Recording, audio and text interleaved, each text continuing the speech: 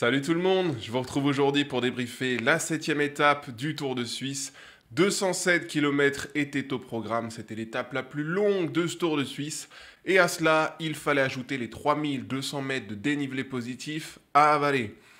L'échappée avait sa chance, mais il ne fallait absolument pas s'endormir en cours d'étape, parce qu'avec deux dernières ascensions sévères dans les 25 derniers kilomètres, les leaders allaient inévitablement se faire la guerre à un deuxième échelon. Si je vous fais le détail du final, ça faisait Birkenstock 5 km 500 à 7,9% de moyenne, sommet à 18 km de la ligne, et Emeten 3 km 900 à 8,1% de moyenne pour clôturer l'étape. L'avantage pour nos deux Français, Kevin Vauquelin et Julien Alaphilippe, c'est que ce sont des ascensions qui leur convenaient à merveille. Par contre, il allait tout de même falloir réaliser une performance très solide pour contenir Joao Almeida et Oscar Andli, les mieux placés au général pour titiller le jaune de Vauquelin. Côté résumé, les coureurs sont partis vers midi et au terme d'une bataille acharnée pour former l'échappée, 7 coureurs vont prendre les devants à l'heure de course.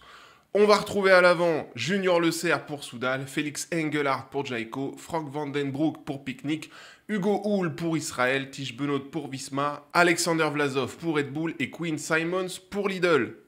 Que des bangers, que des coureurs à la valeur intrinsèque solide.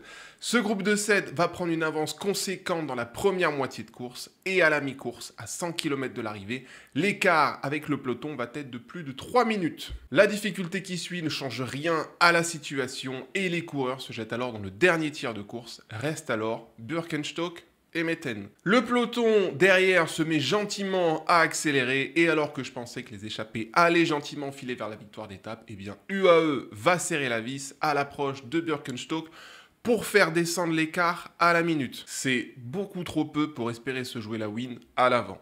À 23 bandes de l'arrivée, au pied du Birkenstock, Quinn Simons va partir en solo pour espérer reproduire ce qu'il avait fait sur la 3e étape.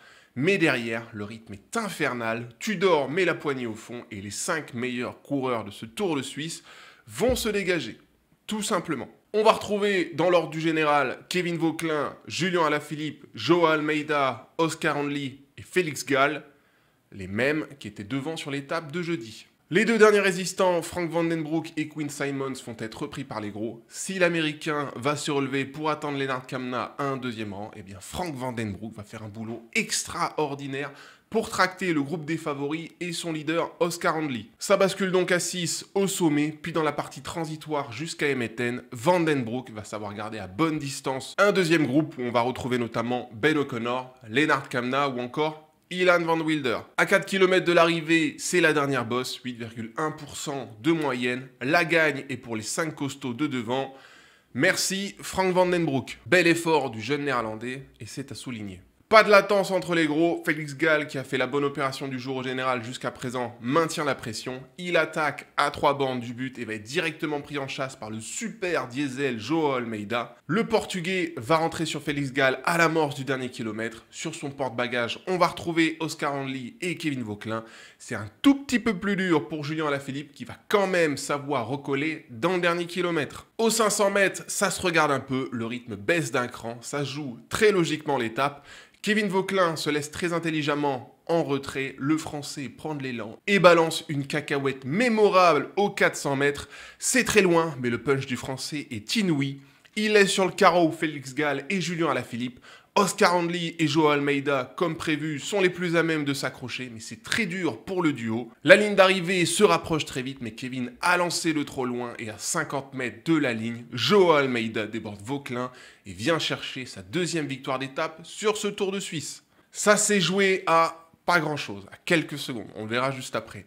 Oscar Andli coiffe également Kevin Vauquelin pour la deuxième place, Félix Gall et Julien Alaphilippe sont 4 et 5, puis à un deuxième échelon, on va retrouver Félix Groschartner, Joseph Blackmore, Ilan Van Wilder, Clément Champoussin et Lennart Kamna. Ben O'Connor arrive au contact de ces gars-là. C'est plus dur pour Pablo Castrillo qui a concédé hier 1 minute 53. Au classement général, quelques changements. Kevin Vauquelin est toujours leader au matin de l'ultime chrono. Il voit cependant Joao Almeida revenir au deuxième rang et après 30 secondes. Julien recule au troisième rang. Oscar Andli est toujours à la minute 20. Et enfin, Félix Gall aura fait la bonne opération d'hier puisqu'il intègre le top 5 à 2,28 de Kevin Vauquelin. Kamna, O'Connor, Castrillo, Van Wilder et Champoussin bouclent le top 10. Manque un homme dans ce classement général, Mathieu Riccitello, qui a abandonné en cours d'étape hier, a priori sur chute, mais ça reste à confirmer. J'ai pas trouvé d'autres éléments de réponse concernant l'abandon de Mathieu Riccitello. Ok, côté débrief, pas de secret, les 5 premiers de devant qu'on a eu hier, c'est juste les 5 meilleurs de ce Tour de Suisse, et ça répond très logiquement à ce qu'on avait vu sur l'étape de jeudi. Almeida, Vauquelin, Only, Alaphilippe et Félix Gall, sur ce type de parcours, ils sont au-dessus du lot. Et je dis sur ce type de parcours parce que si vous regardez un petit peu le profil qu'on a eu sur l'étape d'hier et le profil de la 5e étape jeudi, ça avait été la même chose. Oui, il y avait eu beaucoup plus de dénivelé jeudi, mais sur le final et dans les 25 derniers kilomètres, ça faisait à chaque fois une bosse, petite partie transitoire et finale en bosse. Pas de surprise de retrouver les mêmes gars à l'avant sur cette étape. Mais par contre, sur des ascensions un poil plus courtes que jeudi, avec un pourcentage moyen un peu plus faible, les Français se sont comportés extrêmement bien. C'est la Tudor de Julien Alaphilippe qui a mis la pression dans la première ascension. À ce moment-là, je me suis dit peut-être qu'on va encore avoir une attaque de Julien Alaphilippe, même s'il avait déclaré hier matin qu'il n'attaquerait pas parce que le boomerang lui était revenu dans la gueule jeudi dernier. Il aura souffert dans la dernière ascension, mais il aura quand même su recoller au dernier kilomètre pour ne pas trop concéder de temps à Oscar Handley et Félix Gall en vue du top 5 du général qui se disputera cet après-midi. Et dans le cas de Kevin Vauquelin, la performance, elle est superbe. Il a souffert au même titre que Julien Alaphilippe dans la première ascension, lorsque Félix Gall a attaqué et Oscar Handley a recollé.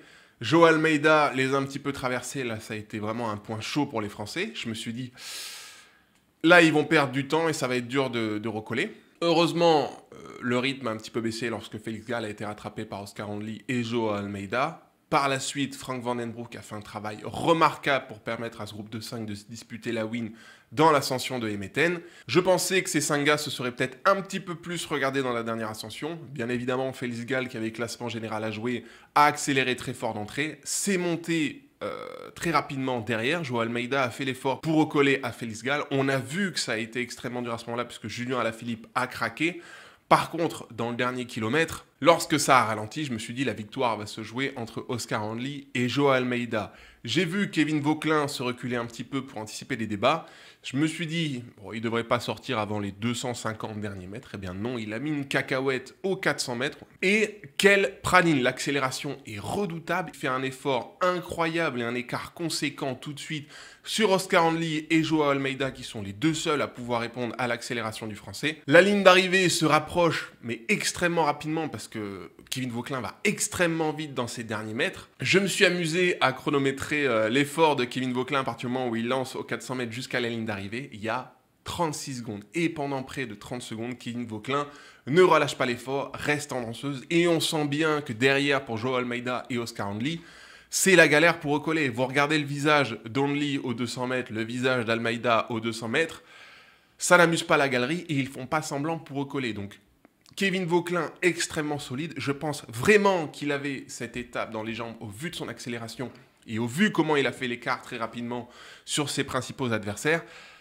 Mais oui, bien évidemment, et je l'ai vu à plusieurs endroits dans les commentaires et des réactions sous plusieurs vidéos, oui, il a lancé de beaucoup trop loin. Vous reprenez le même effort, mais vous le décalez 50 mètres plus proche de la ligne, et admettons, il lance aux 350 mètres et ne fait pas 36 secondes d'effort, mais 25 à 30 secondes d'effort, c'est gagné. Il a un punch remarquable. Ça, on le savait déjà, parce que Kevin Vauquelin a quand même fait 2 fois deuxième de la Flèche Wallonne ces 2 dernières années. Donc on sait que c'est un excellent puncher. Par contre là, après d'une semaine de course où il y a eu énormément de dénivelé, où ça a fait la bagarre tous les jours, voir Kevin Vauquelin être capable de produire cet effort et de mettre en difficulté des mecs comme Joao Almeida et Oscar Handley, qui sont quand même d'excellents coureurs, oui, Kevin Vauquelin a encore franchi un palier physique et mental sur ce Tour de Suisse.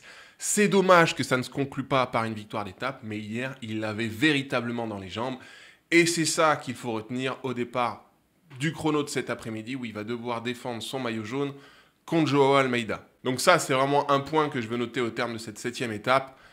Oui, Kevin Vauquelin fait 3e de l'étape. Oui, il a lancé trop tôt. Mais par contre, il avait totalement les jambes et la tête pour s'imposer. C'est dommage, ça s'est joué à 50 mètres. Encore une fois, il décale son effort de 400 mètres à 350 mètres de la ligne. C'est plus du tout la même affaire. Et à mon avis, Joao Almeida n'est pas capable de le sauter sur la ligne et jamais Oscar Handley le passe également sur la ligne. D'ailleurs, petit détail sur Oscar Handley, dans les 50 derniers mètres, lorsque Joao Almeida passe Kevin Vauquelin, tu sens le craquage dans la tête de Vauquelin qui vient de perdre l'étape. Il aurait fallu garder un tout petit peu de consistance pour garder Only sur la ligne derrière et garder la deuxième place. C'est anecdotique, mais c'est vous dire aussi à quel point l'effort de Vauquelin a été remarquable et je pense vraiment que Only n'avait absolument pas les jambes pour aller le chercher. Et dans une moindre mesure, Joao Almeida. Donc, GG aux Français. Voilà, ça c'était pour le débrief de cette 7e étape. Cet après-midi, 8e et dernière étape de ce Tour de Suisse. C'est le chrono de clôture. Et quel chrono! 10 km de distance, 836 mètres de dénivelé positif. Sur le papier, ça fait 8,36% de moyenne. Ouais, et ben c'est même pire que ça, parce que les 500 premiers mètres sont plats. Ça, c'est pour prendre de l'élan. Après, c'est 9 km 200 à 9% de moyenne, en sachant que les 5 derniers kilomètres avoisinent les 10%.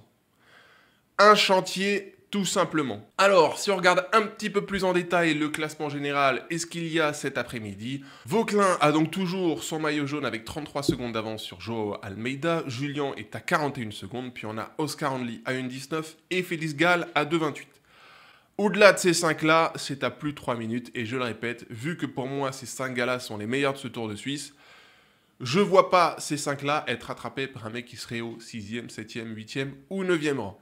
Personnellement, avec la démonstration que nous a fait Joao Almeida sur l'étape de mercredi, je me dis que le Portugais devrait être intouchable tout à l'heure. Je rappelle que sur les 2 derniers kilomètres d'ascension qu'il y avait sur l'étape de mercredi, il avait collé près de 50 secondes à ses plus proches poursuivants, Félix Gall, Ben O'Connor, Kevin Vauquelin et j'en passe. Ça montre quand même que quand la route s'élève et pendant longtemps, Joao Almeida est juste intouchable et à un niveau que peu de coureurs peuvent atteindre. Et donc en conséquence, cet après-midi, je vois tout à fait Joao Almeida venir chercher sa 3e victoire d'étape sur ce Tour de Suisse et au passage prendre le classement général au détriment de Kevin Vauquelin. Je pense que 33 secondes, ça va être beaucoup trop court pour contenir le retour du Portugais. Mais derrière, en revanche, Julian a 41 secondes que je pense intrinsèquement inférieur de Vauquelin sur ce type d'effort et Oscar Only à 1,19, je pense que ça n'ira pas chercher Kevin. Donc je vois déjà Almeida premier du général et Kevin Vauquelin 2e. Par contre, derrière, je pense qu'il y a une lutte pour la 3e place entre Julian Alaphilippe et Oscar Only. Et je crains qu'avec 38 secondes d'écart entre Julian et Oscar Only, qu'à l'image d'Almeida et de Vauquelin, les places s'inversent et que Julian glisse au 4e rang et que Oscar Only intègre le podium. Félix Gall a d'excellentes jambes et devrait kiffer l'étape de cet après-midi, mais vu qu'il est à 2,28 de Kevin Vauquelin et donc à presque 2 minutes de Julian Alaphilippe, je le vois mal remonter plus au général. Ce qui pour moi nous ferait au général 1 Almeida, 2 Vauquelin, 3 Only, 4 Alaphilippe et 5 Félix Gall.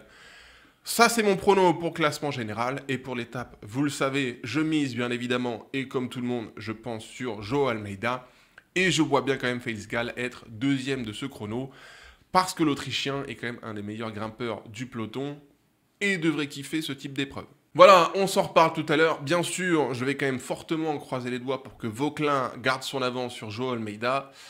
Mais ça va être compliqué. On ne va pas se le cacher. Allez, je vous laisse ici. On se retrouve tout à l'heure pour débriefer cette 8e étape de vérité, le dénouement de ce Tour de Suisse. Profitez de la course et on débriefe ça ensemble. À tout à l'heure. Bye bye.